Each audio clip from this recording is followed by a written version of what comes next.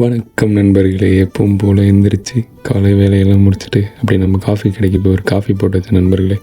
அப்போ தான் கொஞ்சம் ரிலாக்ஸ்க்காக ஏதாச்சும் பீச்சுக்கு போகணுன்னு தோணுச்சு.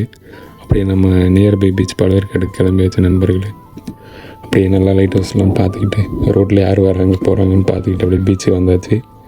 பெரிய அலையாக வந்துட்டு இருந்தது, நல்லா சூப்பராக இருந்துச்சு.